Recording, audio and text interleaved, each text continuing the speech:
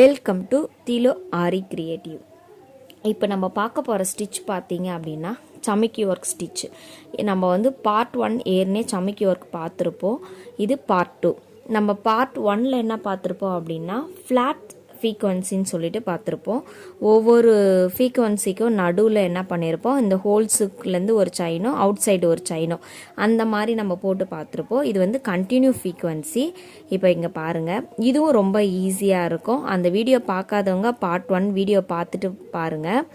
இப்போ இங்கே பாருங்கள், ஃபஸ்ட்டு ஒன் வந்து செயின். நம்ம நார்மலாக செயின் போடுவோம் இல்லையா, அதே மாதிரி செயின் எடுத்துக்கணும். நீங்கள் இந்த த்ரெட் எடுக்கிறவங்க உங்களுக்கு என்ன கலர் வந்து மேலே தெரிஞ்சால் உங்களுக்கு நல்லா இருக்கும். நீங்கள் ப்ளவுஸில் போடுறீங்கன்னா அதுக்கு சாரியோட காமன் கலர் எடுக்கலாம்.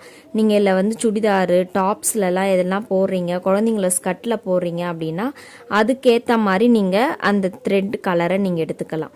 இப்போ இங்கே பாருங்கள், ஒவ்வொரு ஹோல்ஸ்லையும் நம்ம அதில் என்ன பண்ணியிருப்போம், அந்த ஹோல்ஸில் ஒன்று போட்டுட்டு அவுட் சைடு ஒன்று போட்டிருப்போமா. ஆனால் இதில் அவுட் சைட் போடவே வேண்டாம். நம்ம வெறியும் இதில் என்ன பண்ண போகிறோம், ஹோல்ஸை மட்டுமே நம்ம டார்கெட் பண்ண போகிறோம்.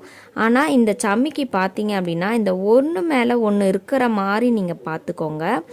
கீழே மட்டும் ஃப்ளாட்டாக படுக்க வச்சிடாதீங்க.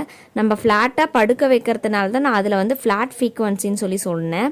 இப்போ இங்கே பாருங்கள், இது நம்ம மேலே ஒன்று அப்படியே அந்த ஹோல்ஸை மட்டுமே நம்ம டார்கெட் பண்ணுறனால இது வந்து கண்டினியூ ஃப்ரீக்வன்சின்னு சொல்லிட்டு இதுக்கு பேர். ஒவ்வொன்றுத்தையும் நம்ம என்ன பண்ணுறோம், கண்டினியூவாக அப்படியே அந்த ஹோல்ஸை மட்டுமே நம்ம என்ன பண்ணுறோம் டார்கெட் பண்ணி போடுறனால இது பேர் கண்டினியூ ஃப்ரீக்வன்சி. இது பார்க்கறதுக்கும் இன்னும் நெருக்கமாக உங்களுக்கு அழகாகவும் இருக்கும். நீங்கள் வந்து இந்த மாதிரி வந்து சமிக்கி வந்து ஒன்றோடு ஒன்று ஒட்டாமல் அழகு பார்த்துக்கோங்க.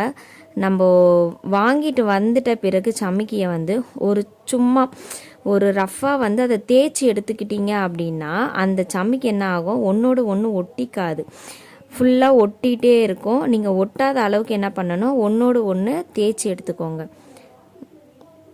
இப்போ இங்கே பாருங்கள், அப்படியே மேலே மேலே ஒன்றோடு ஒன்று மேலே மேலே இப்படி வச்சு போடுங்க.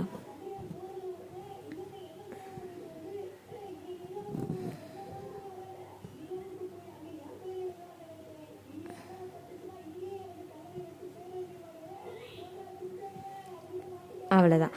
இது அவுட் சைடு முடிக்கும் போது அந்த ஃப்ளாட் ஃப்ரீக்வன்சியில் நம்ம என்ன முடிச்சிருப்போமோ அதே மாதிரி என்ன பண்ணிடலாம், இதை முடிச்சுக்கலாம். இப்போ இங்கே பாருங்கள், உங்களுக்கு இந்த மாதிரி இப்போ நான் இங்கே பாருங்கள், இது ஒன்று மேலே வச்சு நம்ம போட்டதே என்ன ஆயிருக்கு, ஒன்று கீழே போயிருக்கு. இந்த மாதிரி நம்ம போடும் போதே என்ன ஆகும், கீழே போயிடும். அது வந்து ஒட்டுற அளவுக்கு இருக்கும் நம்மளுக்கு. அதோட பசத்தன்மை வந்து அதுக்கு இந்த சமிக்கியில் வந்து நிறையாவே இருக்கும். சும்மா நம்மளோட ஈர கையோ இல்லை சும்மா நம்ம நார்மலாக ஒரு கையோ வச்சாலுமே அது வந்து நல்லா ஒட்டிக்கும். அந்த மாதிரி இருக்கும், பார்த்துட்டு நீங்கள் போடுங்க. இப்போ நான் கீழேயும் ஒரு சின்னதாக நான் உங்களுக்கு போட்டு காமிக்கிறேன். இப்போ இங்கே பாருங்கள், சின்னதாக நான் ஒரு இமேஜ்லேயோ இதில்னா உங்களுக்கு போட்டேன் அப்படின்னா இன்னும் கொஞ்சம் உங்களுக்கு ஈஸியாக இருக்கும்.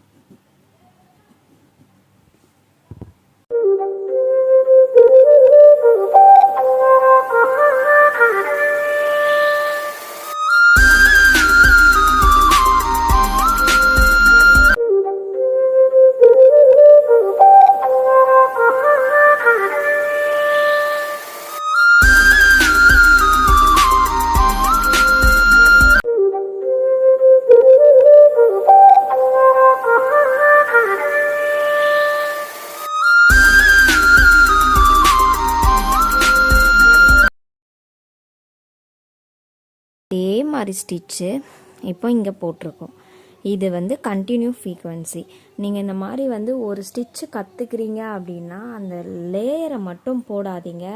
ஒரு இமேஜை வரைஞ்சி ஒரு இமேஜில் கம்ப்ளீட் பண்ணி பார்த்தீங்கன்னா தான் உங்களுக்கு நிறைய டவுட்ஸ் வரும். அந்த இமேஜில் எப்படி டேர்னிங்கில் வந்து அந்த ஷார்ப்னஸ் கொண்டு வரதுன்னு வரும். உங்களுக்கு அந்த மாதிரி டவுட் இருக்கவங்க கமெண்ட் பண்ணுங்கள், நான் அதுக்கேற்ற மாதிரி உங்களுக்கு அடுத்த ஸ்டெப் சொல்லித்தரேன். இது எல்லாமே பேசிக் மெத்தடு. நம்ம இன்னும் வந்து நல்லா கற்றுக்கணும், அட்வான்ஸ் லெவலில் நம்ம பண்ணணும் அப்படின்றவங்களுக்கு நிறைய ஸ்டெப்ஸ் இருக்குது. ஒவ்வொரு ஸ்டிச்சுக்கும் ஒவ்வொரு நுணுக்குன்னு சொல்லுவாங்கள்ல, அந்த மாதிரி நிறைய இது இருக்குது. நீங்கள் கமெண்ட் பண்ணுங்கள், நான் உங்களுக்கு அதுக்கேற்ற மாதிரி உங்களுக்கு நான் சொல்லி கொடுக்குறேன்.